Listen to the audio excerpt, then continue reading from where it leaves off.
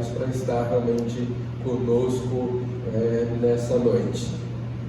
O pastor José Carlos, também para quem não sabe, ele é tio do Levi. Eu não sei se essa referência é muito boa. Brincadeira, Levi. O Levi não está aqui, mas acho que ele está ouvindo a gente pela internet. Brincadeira, Levi. Mas vamos orar. Deus, nós te agradecemos pela vida do pastor José Carlos, ó Deus, e rogamos as tuas bênçãos sobre ele, ó Deus, que ele ministre aos nossos corações direto naquilo que tu tens colocado no dele, ó Deus. E como já dissemos, que a tua palavra encontre em nossos corações solo fértil. Isso é o que oramos no nome de Jesus. Amém.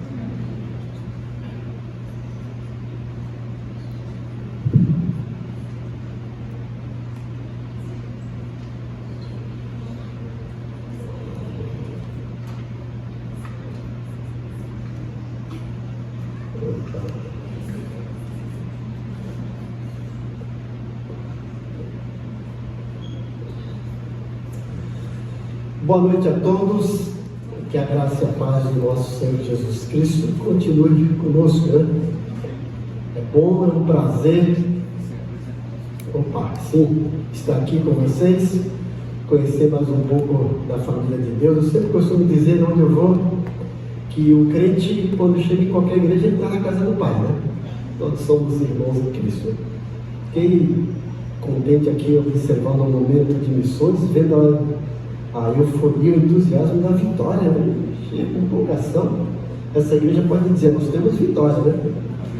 Eu quero apresentar minha esposa que está aqui comigo, a Valéria. Vocês não conhecem, ela é Miss Universo, né? Pelo menos para mim. Não digo o contrário, para mim. Então, mais uma vez é um prazer estar aqui.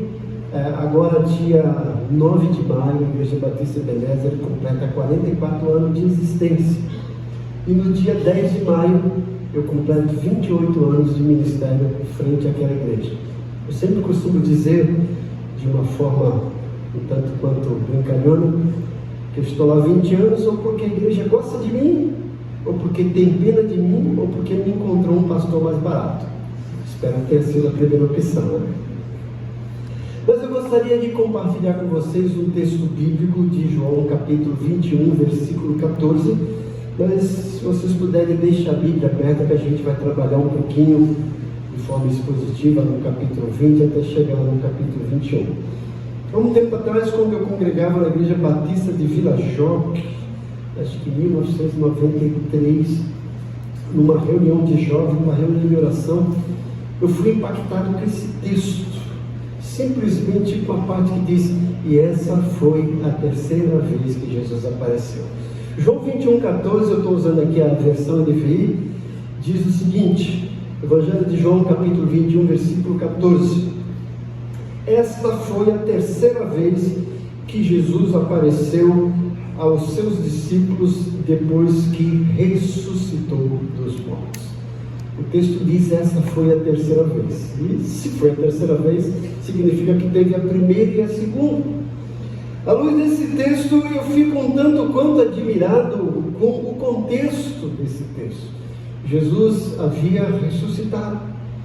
Ele passou um tempo, especificamente cerca de no mínimo 3 anos e meio, investindo na vida de 12 homens. Dedicou o seu tempo a esses 12 homens, e esses 12 homens também se dedicaram o seu tempo a Jesus. Foram trabalhados, foram tratados, foram discipulados, e nesse discipulado foram lapidados, sabiam exatamente o que era esperado deles. Mas agora Jesus morre e parece que todo aquele projeto, todo aquele aprendizado que eles tiveram com Jesus, parece que foi por água abaixo. Dá a ideia que quando a gente lê João capítulo 20, até os outros evangelhos, logo após a ressurreição, que parece que os discípulos haviam desistido de Jesus, haviam desistido de todo aquele projeto que Jesus havia implantado na vida deles.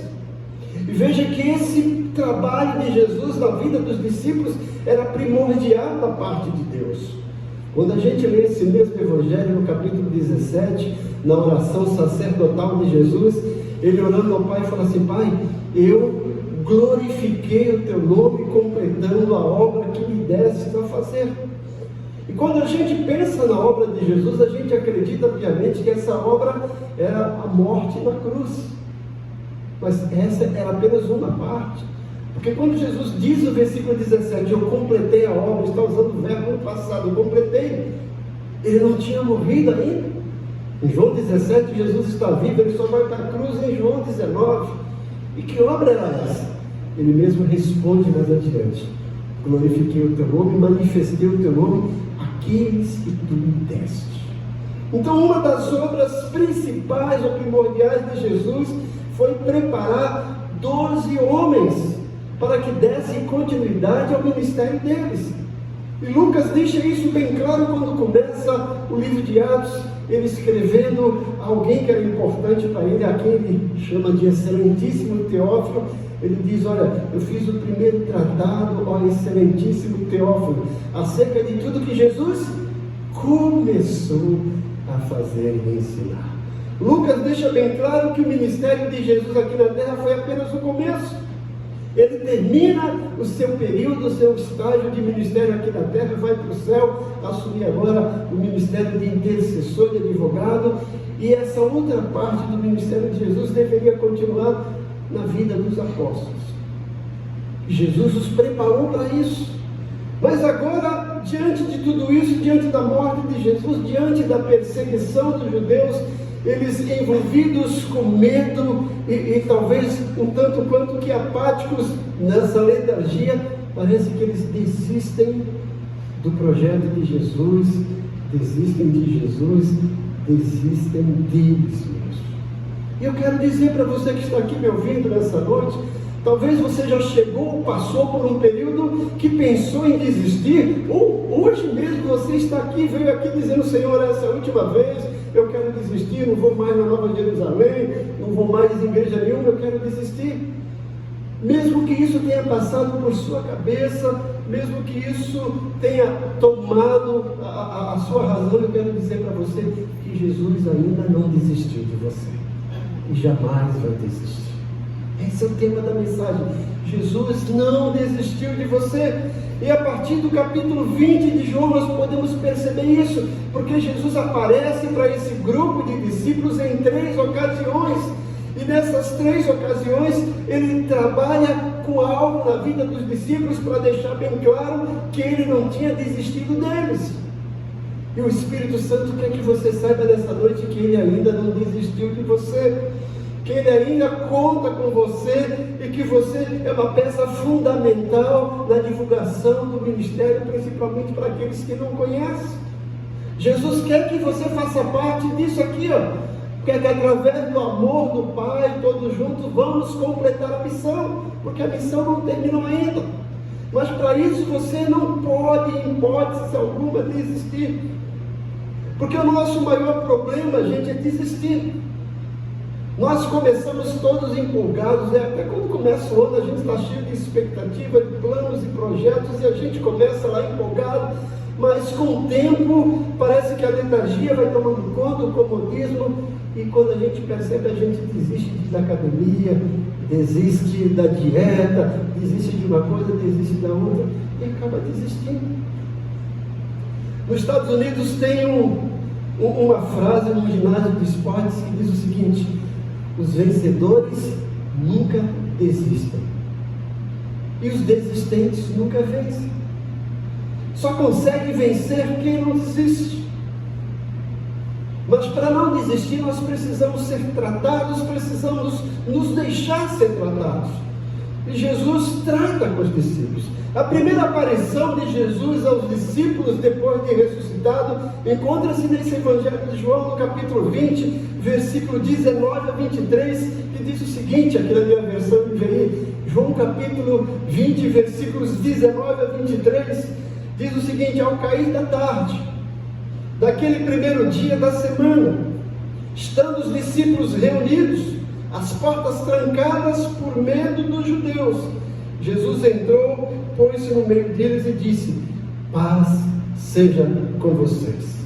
Tendo dito isso, mostrou-lhe as mãos e o lado. Os discípulos alegraram-se quando viram o Senhor. Novamente Jesus disse: paz seja com vocês. Assim como o Pai me enviou, eu os envio. E com isso soprou sobre eles e disse: recebam o Espírito Santo. Se perdoarem os pecados de alguém, estarão perdoados. Se não perdoarem, não estarão perdoados. João deixa bem claro que essa foi a primeira aparição de Jesus aos discípulos depois de ressuscitado. E nessa primeira aparição, o que acontece? Jesus precisou lidar com o isolamento dos discípulos. Eles haviam desistido e o primeiro indício, o primeiro sintoma dessa desistência é que eles haviam se isolado. Eles se afastam de tudo e de todos, estão lá no lugar, e o texto deixa bem claro, estavam com as portas trancadas. A porta da casa onde estavam os discípulos estavam trancadas. E Jesus precisou resolver aquela situação, aparecer de repente e lidar com o isolamento dos discípulos. Quando a gente pensa em desistir, uma das coisas que a gente faz é se isolar. A gente se afasta, né? Assume uma posição de ostracismo, se fecha dentro de si, já não quer mais ouvir louvor, já não quer mais orar, já não quer mais congregar, já não quer ler a Bíblia, a gente se isola, se afasta. E os discípulos estavam assim, mas Jesus sabia que eles precisavam de uma injeção de ânimo. Jesus sabia que eles precisavam ter a plena convicção de que Jesus não havia desistido deles, embora eles ousavam em permanecer isolados e se afastar e desistir. Jesus chega e lida com o isolamento dos discípulos. E como que ele lida com isso? Ele lida se fazendo presente. Veja que as portas estavam trancadas, mas isso não foi um obstáculo para Jesus. Agora, com o seu corpo ressurreto, glorificado, ele atravessa aquelas paredes e se coloca no meio deles e diz: olha, paz seja convosco. Jesus lida com esse isolamento, se fazendo presente. E eu quero dizer para você que Jesus jamais te abandona. Aonde quer que você esteja, Ele vai estar do seu lado. Ele vai se fazer presente. Não há barreiras, não há porta, não há ferrolhos que Ele não possa destravar e que Ele não possa romper. Não existe quaisquer obstáculos para Jesus. Ele mesmo disse: as portas do inferno não prevalecerão contra a minha igreja. Os discípulos estavam lá isolados, mas isso não era um obstáculo para Jesus. E ele quer deixar bem claro para os discípulos que não desiste deles. Ele chega e se faz presente e diz: paz seja convosco. Jesus lida com o isolamento dos discípulos nessa primeira aparição, mas lida também com outro sentimento que havia permeado os corações e as mentes dos discípulos: o medo. O medo. Os discípulos estavam com medo, porque aqui no versículo 19 estavam os discípulos reunidos com as portas trancadas, com medo dos judeus. O medo tomou conta deles.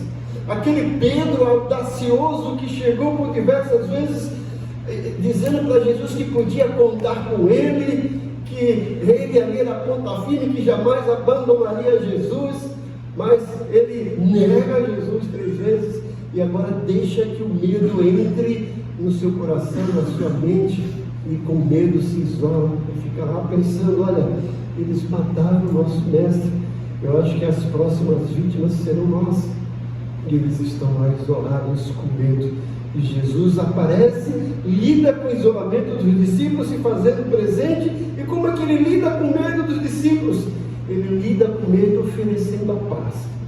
Ele chega no meio deles e diz: paz seja convosco. Vocês estão com medo? Sossegue, tranquilize-se, recebam a paz. Paz seja com vocês.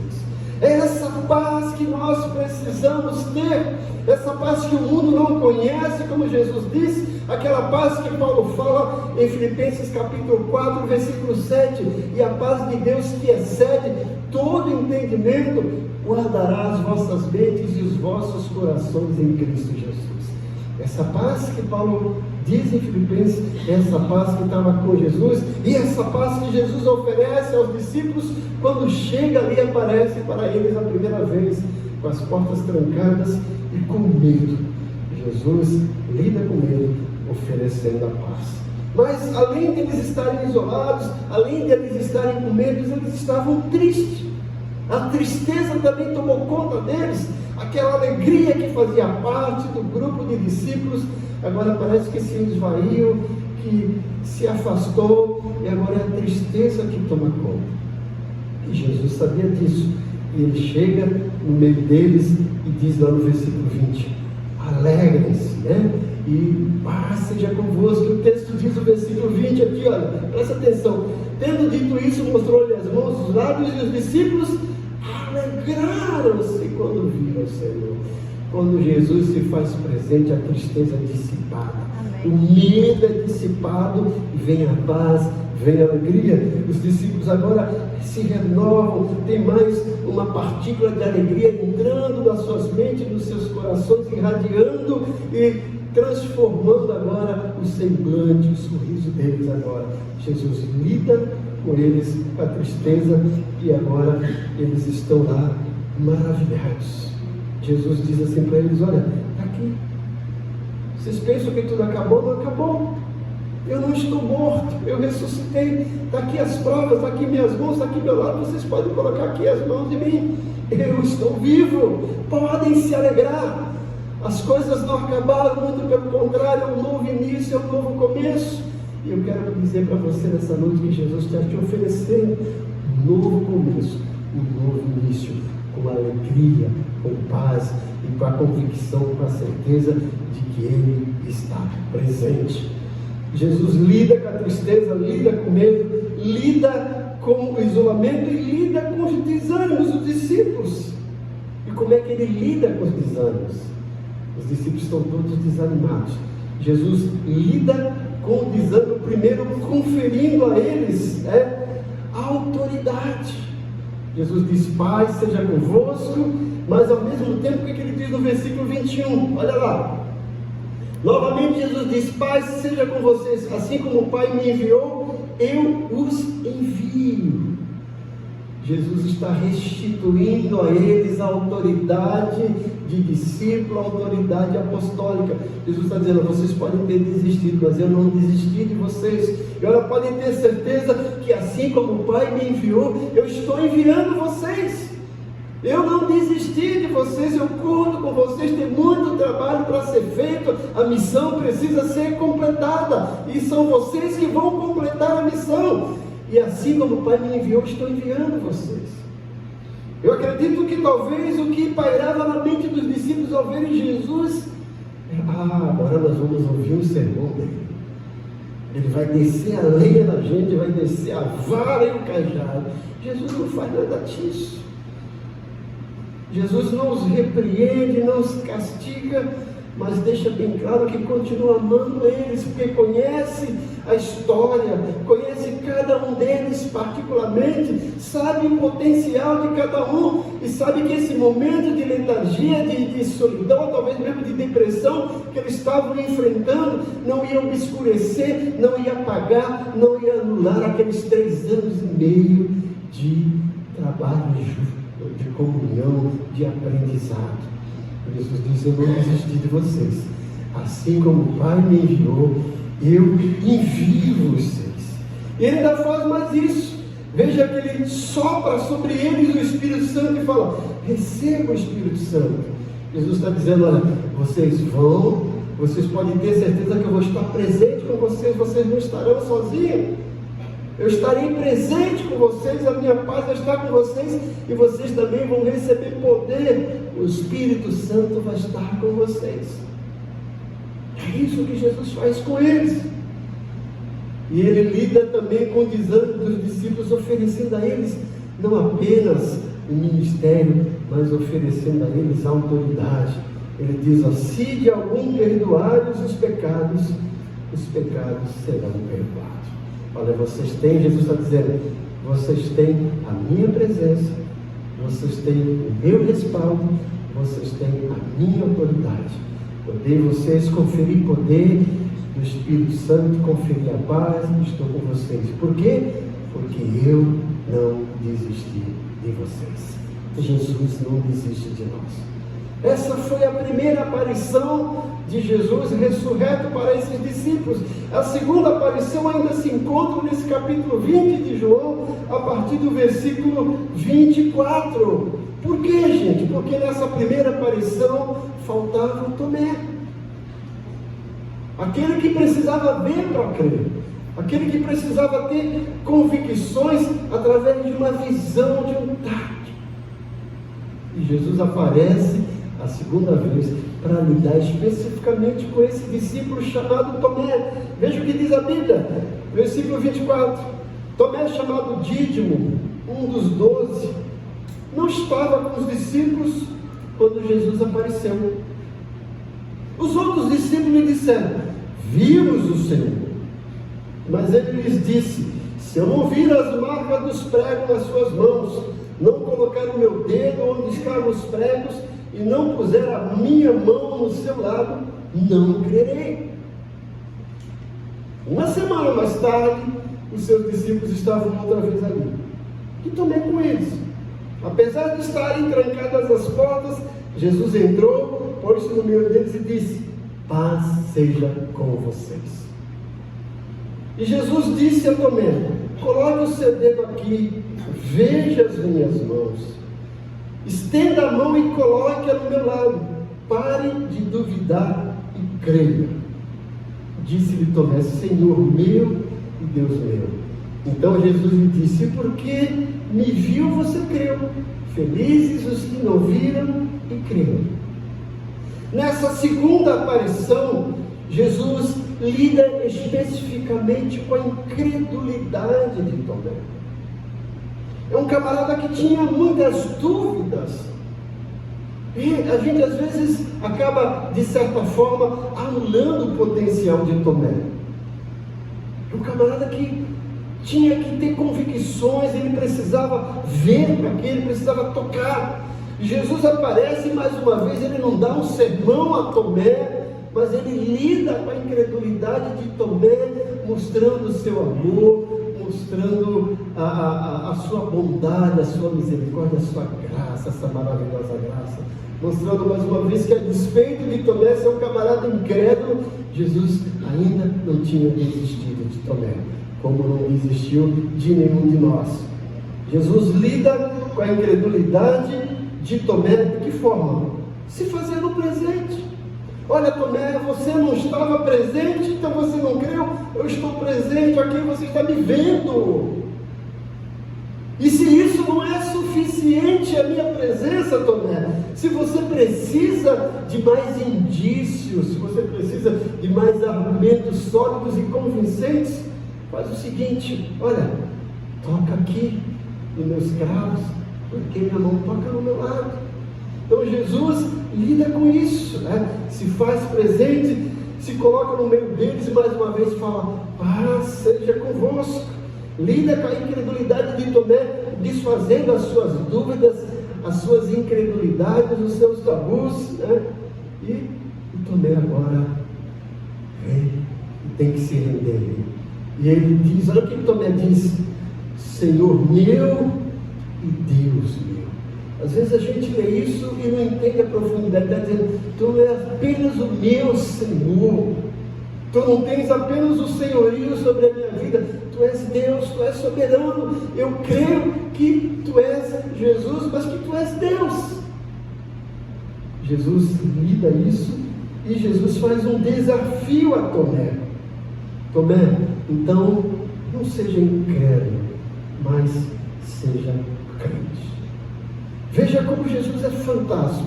Ele primeiro aparece, lida com o grupo, coletivamente, mas ele sabe também que precisa lidar de uma forma individualizada, e ele vai lá, trabalha nessa segunda aparição de uma forma individualizada com Tomé.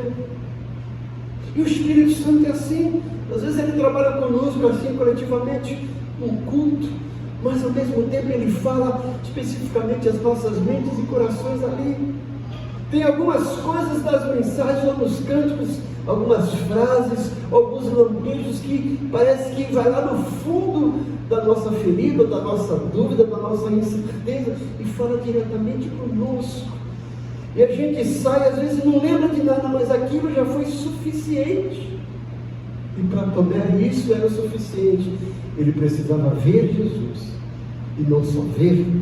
Ele tinha que ter convicção de que aquele vulto que ele estava visualizando não era um fantasma, não era um espírito, mas que era alguém de corpo e alma. E ele vai lá, olha, eu quero ver realmente se é ele, eu quero ver os cravos lá, tem que colocar meu dedo. Jesus fala, Tomé, coloca. Esse é o problema, Tomé. Coloca a mão aqui, coloca aqui do lado. Resolvido o problema. Jesus aparece a segunda vez para os discípulos como na primeira, para mostrar mais uma vez que não havia desistido deles. E a terceira aparição está aqui no capítulo 21, capítulo 21 completo, mas eu gostaria de ler os versículos iniciais. Olha o que acontece, capítulo 21. Depois disso, Jesus aparece novamente aos seus discípulos, à margem do mar de Tiberíades.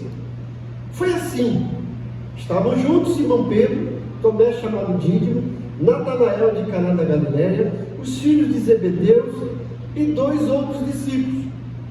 Vou pescar, disse-lhe Simão Pedro. E eles disseram, nós vamos com você. E eles foram, entraram no barco, mas aquela noite não pegaram nada. Ao amanhecer, Jesus estava na praia, mas os discípulos não o reconheceram. Ele lhes perguntou, filhos, você tem algo a comer? Eles responderam que não. Ele disse, lancem a rede do lado direito do barco e vocês encontrarão. Eles a lançaram e não conseguiram recolher a rede, tal qual era a grande quantidade de peixe. O discípulo a quem Jesus amava disse a Pedro, é o Senhor. Simão Pedro, ouvindo dizer isso, vestiu a capa, pois havia tirado, lançou-se ao mar. Os outros discípulos vieram no barco, arrastando a rede cheia de peixes, pois estava apenas a cerca de 90 metros da praia. Quando desembarcaram, viram ali uma fogueira, peixes sobre brasas e um pouco de pão. Disse-lhe Jesus, tragam alguns dos peixes que acabaram de pescar. Simão Pedro entrou no barco, arrastou a rede para a praia. Ela estava cheia, tinha 153 grandes peixes. Embora houvesse tantos peixes, a rede não se rompeu. Jesus lhes disse, venham comer. Nenhum dos discípulos tinha coragem de perguntar, quem és tu? Sabia que era o Senhor. Jesus aproximou-se, tomou o pão e o deu a eles, fazendo o mesmo com o peixe. Esta foi a terceira vez que Jesus apareceu aos discípulos depois que ressuscitou dos mortos. O que Jesus lida com os discípulos nessa terceira aparição aqui no capítulo 21? Jesus lida especificamente com a desistência dos discípulos. Vocês conhecem a história dos discípulos? Lá em Lucas capítulo 5, o evangelista Lucas, o médico amado, nos conta que tudo começou assim, lá no mar da Galileia, que também é chamado mar de Tiberíades, ou lago de Genezaré. Tudo começou lá. Eles estavam pescando, não pegaram nada, e quando chega Jesus fala, vai lá jogar a rede do outro lado. E a Bíblia fala que eles foram, seguindo a ordem de Jesus, e a quantidade de peixe que eles pegaram era tão grande que precisaram fazer sinal para outro barco ir lá e socorrê-los. E eles vêm com aquela quantidade enorme de peixe. E aí o versículo 11 de Lucas, capítulo 5 é fantástico. Jesus fala assim para eles, olha, doravante vocês se tornarão pescadores de homens. E o versículo 11 diz, e eles imediatamente, deixando as redes, o seguiram. Lucas 5:11.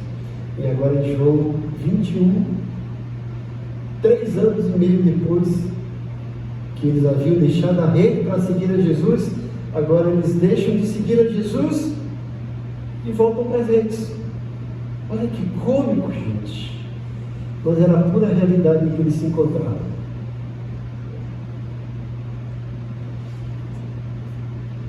Jesus lida com essa desistência, mais uma vez aparecendo a eles. E mais uma vez, o que Jesus faz? Ele recria o ambiente, lá onde tudo começou, no Mar da Galileia. Jesus faz com que eles cheguem até lá para falar assim: olha, vamos recomeçar. Precisa recomeçar, vamos voltar ao início, onde tudo começou. Jesus recria esse ambiente, né, geográfico, histórico, com todos os detalhes, para mostrar que ele não tinha desistido deles e que eles precisavam recomeçar. E é isso que Jesus espera de cada um de nós quando está com desejo de desistir ou que já desistiu. Recomeçar, começar de novo. E ele cria esse ambiente, leva eles até lá. Lembra? Olha, eles tentaram pescar, deu tudo errado. E agora Jesus recria esse ambiente, né? E lhe dá orientações, aparece a eles e lhes dá orientações, como diz o versículo 6, tá? Lancem a rede do lado direito dos barcos, vocês encontrarão. Eles lançaram, não conseguiram recolher a rede, tal era a grande quantidade dos peixes. Mais uma vez, acredito que os discípulos, olhando ali para Jesus, falaram: vamos receber um sermão. Jesus podia muito bem dizer: vocês lembram do começo? Quando eu realizei um milagre, a pesca maravilhosa, e agora vocês estão não pegaram nada, porque vocês não são para ser mais pescadores de peixe, é para ser pescadores de homem. Mas Jesus não faz isso. Ele recria aquele primeiro milagre da pesca maravilhosa. Eles vão, pegam a grande quantidade de peixes, olha, 153 grandes peixes. E fala que o milagre não foi só isso, né? De Jesus juntar todos os grandes peixes daquele lugar ali, ele manda lançar a rede, mas a rede também não se rompeu com a quantidade enorme desses grandes peixes. Jesus recria e realiza novamente esse milagre. E eu quero dizer para você, se for preciso, Jesus vai realizar um novo milagre na sua vida. Ele vai recriar um ambiente para que você não desista, para que você tenha plenas convicções de que Ele está presente, que Ele ainda conta com você e de que você precisa dele. E que sem as orientações dele, somos nada. Tentaram pescar, porque tinham pescadores ali, mas não pegaram nada. Só pegaram depois que seguiram as orientações de Jesus. Jesus disse lá na metáfora da videira: sem mim nada podeis fazer. Ele está dizendo: ó, vocês foram pescar, conhecem, mas sem mim vocês não pescaram nada. Agora comigo as coisas são diferentes. Vão, lance a rede do lado direito. Eles foram lançar, né? Jesus recria esse ambiente lá no Mar da Galileia. Jesus recria a situação do primeiro chamado dos discípulos, né? E aquele primeiro milagre, eles estavam frustrados por uma pesca improdutiva, que foi sucedida por uma pesca maravilhosa. E agora o mesmo quadro se recria. Eles estão tímidos, cansados, desistentes, tentam pegar uma pesca improdutiva. Jesus vem e realiza o milagre, e essa pesca maravilhosa, milagrosa, é produtiva. E Jesus lida com isso. Mas Jesus também, nessa terceira aparição, ele precisa lidar especificamente com o apóstolo Pedro. Aquele Pedro impulsivo, que quando Jesus pergunta: que dizem os homens a respeito de mim? Aí eles dizem: alguns dizem que tu és Elias, outros dizem que tu és Jeremias, outros dizem que tu és João Batista, ou alguns dos profetas. E Jesus se dirige a eles e fala: mas vocês o que dizem de mim? Aí o Pedrão, como sempre, né, volúptuo: tu és o Cristo, Filho de Deus vivo. Jesus fala: bem-aventurado és tu, Simão Barjonas, porque não foi a carne nem o sangue que tu revelou, mas meu Pai que está no céu. Também te digo que tu és Pedro, e sobre esta pedra edificarei a minha igreja, e as portas do inferno não prevalecerão contra nós. Aquele Pedro que confessa Jesus, mas que, mesmo sendo advertido por Jesus, Jesus dizendo: olha, vocês vão ser perseguidos e tal, eu vou morrer, e alguns vão me trair, e tu vai ter... Pedro: não, Senhor, todo mundo pode te trair, pode te abandonar, mas eu jamais. Jesus fala: Pedro, Não é isso, Pedro, baixa a bola, porque eu sei que antes que o galo cante, 3 vezes tu me negarás. E aquele Pedro que confessa Jesus, diante da pressão dos judeus, vendo aquela guarda romana, ele treme na base, e tal como Jesus disse, 3 vezes nega Jesus, e o galo canta, né? Eu costumo brincar que Pedro estava sofrendo de uma enfermidade que a gente classifica aqui na patologia, enfermidade emocional chamada síndrome do canto do galo. Cada vez que o galo cantava, ele lembrava que tinha negado Jesus, né? Se Pedro pudesse, ia mandar matar todos os galos, né? Para não ouvir nenhum galo cantar. E agora ele está ali, Jesus aparece, recria aquele ambiente. Olha que coisa interessante, gente. Se você conhece a história das negações de Pedro, que foram 3, uma delas, Pedro estava do lado de uma fogueira, e se vocês verem aqui, Jesus estava do lado de uma fogueira assando peixe, né? Eu acredito que quando Pedro olha para aquela fogueira, ele lembra que tinha negado Jesus. Eu acredito que a frustração, a timidez, né? Tudo isso toma conta de Pedro, desapontamento, e provavelmente ele esperando que Jesus vá lhe cobrar, que vai lhe aplicar uma disciplina, ou passar um sermão, mas não é nada disso. Jesus lida com a frustração de Pedro, simplesmente questionando o seu amor. Jesus pergunta para Pedro 3 vezes: Pedro, tu me amas? E Pedro responde: Senhor, tu sabes que eu te amo. Está lá no versículo 15 ao versículo 17. E Jesus pergunta a segunda vez: Pedro, tu me amas? E ele fala: Senhor, tu sabes que eu te amo. Aí Jesus pergunta a terceira vez: Pedro, tu me amas?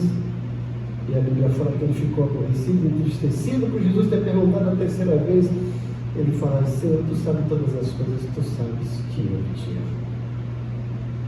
Jesus só queria saber se Pedro o amava. E Jesus só quer saber de nós, de mim, de você, se você ainda o ama. Isso é suficiente para ele.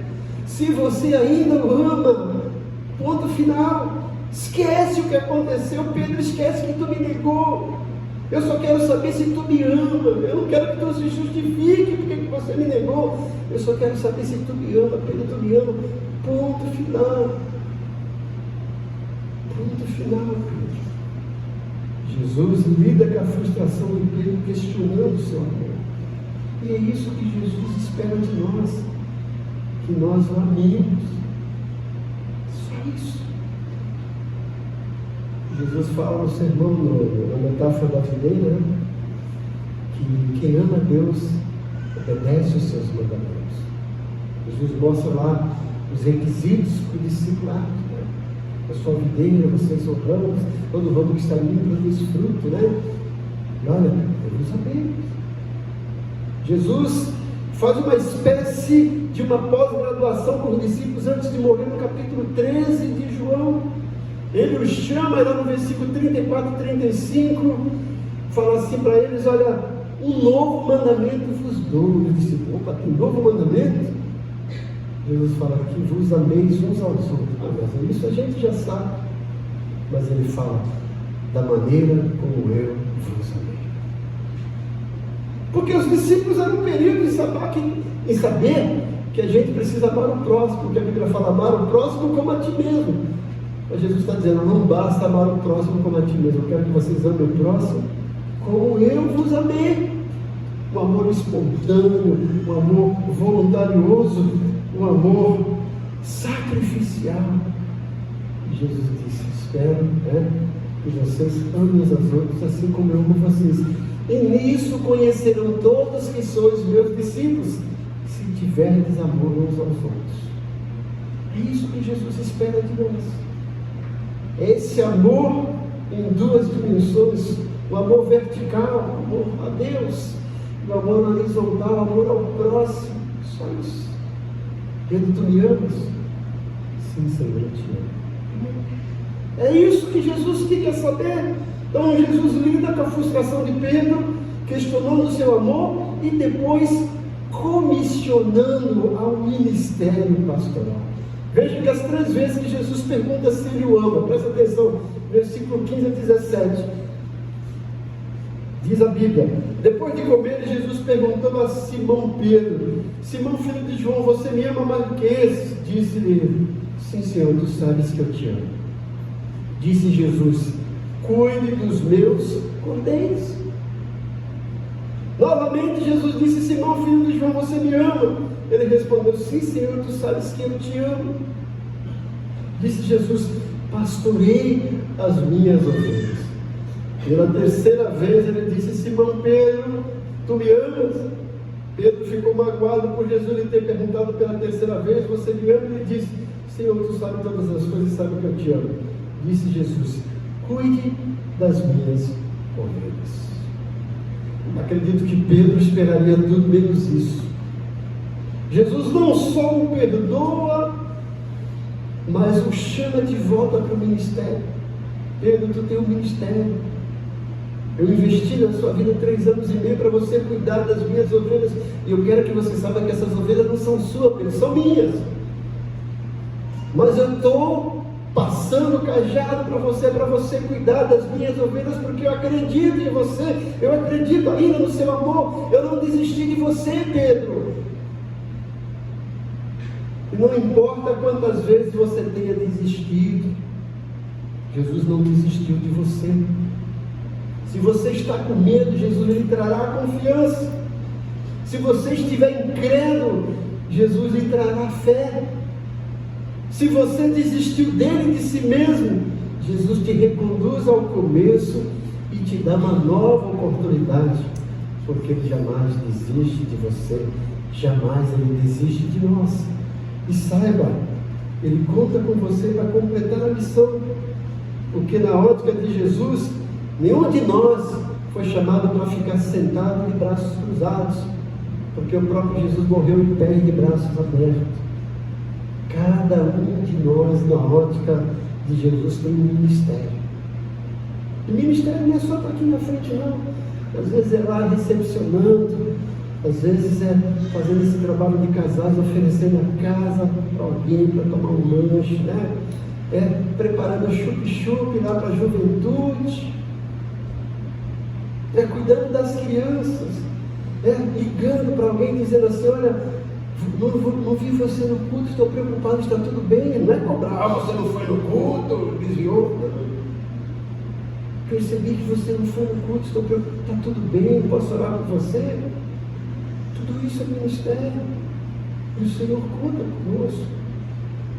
Paulo escrevendo aos Efésios capítulo 4, versículo 11, fala assim: e ele mesmo concedeu uns para apóstolos, para profetas, para evangelistas, pastores e mestres. Para quê? Versículo 12: com vistas ao aperfeiçoamento dos santos. Quem são os santos? Todos nós.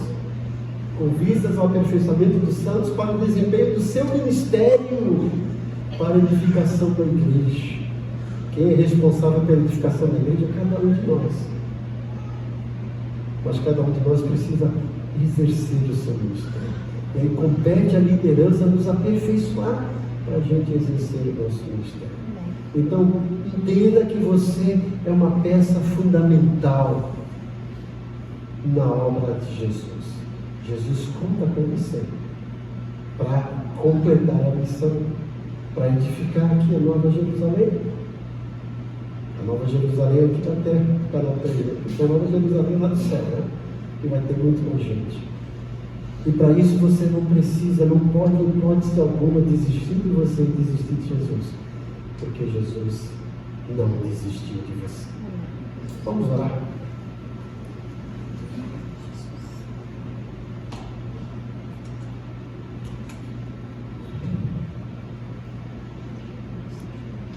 Pai bondoso, nós somos gratos. Gratos a Ti, porque nós temos a Tua palavra, que, como ela mesmo diz, é viva e eficaz, é que é mais penetrante do que espada do escuro. Somos gratos porque, além da Tua palavra, nós temos o Teu Santo Espírito, que nos ilumina, que nos traz revelação, que nos traz inspiração. Somos gratos porque, a despeito das nossas falhas, das nossas dificuldades, dos nossos medos, incertezas e frustrações, o Senhor jamais desiste de nós. E nós podemos ter plena certeza e convicção de que o Senhor está sempre presente e que está disposto a tratar individualmente com cada um de nós. E se nessa noite existe alguém aqui que pensou em desistir, ou que está passando por um momento de tribulação, de medo, de incerteza, que o teu Santo Espírito continue trabalhando nas mentes e corações, confirmando o teu amor e confirmando que o Senhor conta com cada uma delas para a glória do teu nome. Eu oro agradecido em nome de Jesus. Amém. Deus abençoe grandemente cada um de vocês e obrigado pelo convite. Faço promete, ok?